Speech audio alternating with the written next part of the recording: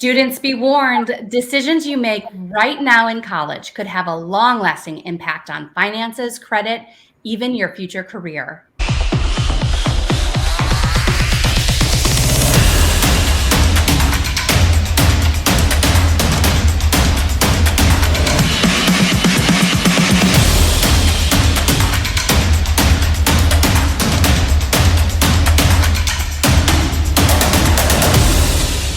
Welcome to Expert Connections. I'm Julie Holton. Today, we turn to Dan Zick, a litigation attorney at Foster Swift and our legal connections expert. Hi, Dan. Thanks for joining us.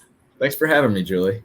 Absolutely. Dan, okay, so we know that things like credit scores are not as fun to talk about as football game days and university life. But outside of those games during tailgate, we find vendors with things like free T-shirts. All you have to do is apply for a credit card.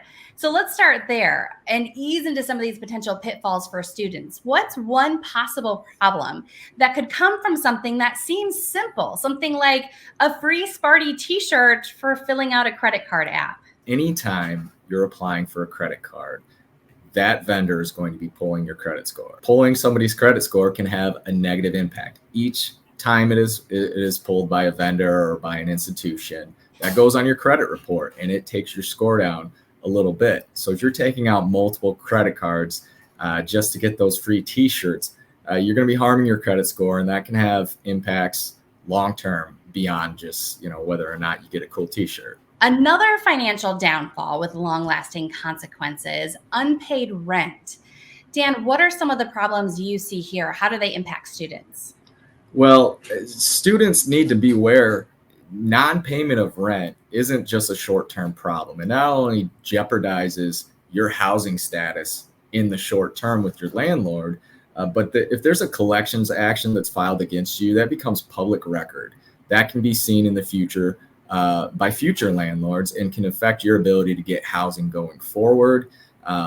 That's also something collection actions and judgments go on people's credit reports. It can affect your credit score. It can affect the ability to finance things in the future. So people need to be very much aware that non-payment of rent is not just an issue between you and your landlord. It can become an issue between you and an employer or you and a prospective landlord in the future. Dan, you've talked on Expert Connections before about more widespread availability of third-party background checks, both criminal background checks and credit checks. So how does this impact students later in life? Information today is more widespread than it's ever been, and it's likely that that's only going to continue into the future. So students need to be aware that things like criminal proceedings, arrests, landlord-tenant proceedings pertaining to eviction. Those type of things aren't going to stay a secret.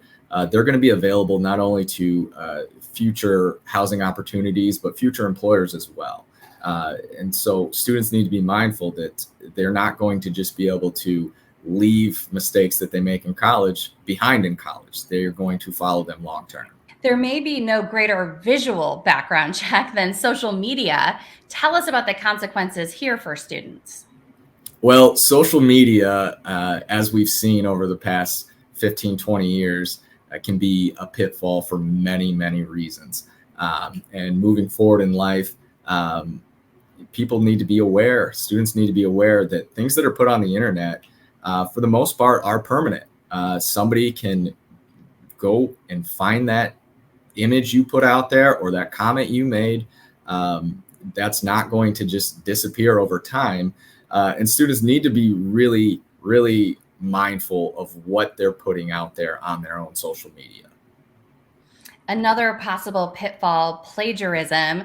I know it was different when you and I were back in college, but there may be a new emerging trap now, AI. We were talking recently about programs that use artificial intelligence, claiming they can create original blogs or essays. I think this might sound tempting when that research paper comes due. So for fun, Dan, we actually tested out one of those programs and found that it was simply pulling entire sentences or paragraphs from other articles online, essentially nothing original, completely plagiarized. So what are the potential consequences here for students? Well, when it comes to plagiarism, it can have severe academic consequences. In many universities, plagiarism can be grounds for expulsion. And once you're expelled from school, some of the obligations, such as loans you've taken out or grants or scholarships that you received, might have to be paid back. And it could have really harmful consequences. Students should keep in mind they've gotten this far by doing the work. You're going to succeed on your own merits when you're in college, and taking shortcuts and using software, it's not worth the risk, because just as you said, as much as there's software that can write the paper for you, there's also software that can detect when something has been simply copy and pasted from something else on the internet. Yeah, absolutely. I love how you put that too. You've done the work to get this far. Keep going. You can do it. And there could be, of course, legal ramifications, like you mentioned. How do criminal problems impact things like financial aid, scholarships, grants? Well, when it comes to scholarships, a lot of those are conditioned on the student continuing to exhibit good conduct while they're in school. When it comes to financial aid, there are certain criminal charges that can exclude somebody from being eligible for financial aid. When we talk about federal Pell Grants, for example, certain assault offenses can exclude somebody from being eligible to receive a Pell Grant. So exhibiting good conduct is going to be important, not just to avoiding criminal charges, but also staying in school and succeeding there. I'm sure that's something no one wants to hear, those hard-earned scholarships and grants being lost to a mistake. Dan, if something does go wrong, or if a mistake has already been made, what now? What can a student do to start maybe mitigating any damage? Well, if a student's facing criminal charges, they definitely should follow up with an attorney, reach out to somebody who's knowledgeable in that field and can help mitigate the damage. As far as social media, I would recommend that any student go through their social media profiles and do their best to take down anything that they don't want out there on the internet.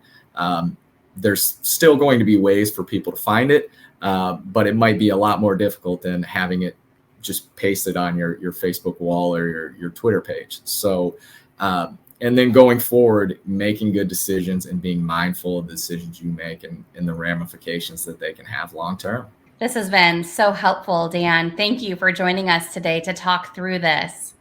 Thanks, Julie. Reach out to Dan and the attorneys at Foster Swift if you have questions on any of this, and look for more of our interviews with Dan. Subscribe right now so you don't miss any of our Expert Connections interviews. You can also head to fosterswift.com for additional resources and information. We've created a link for you on our website, expertconnections.tv.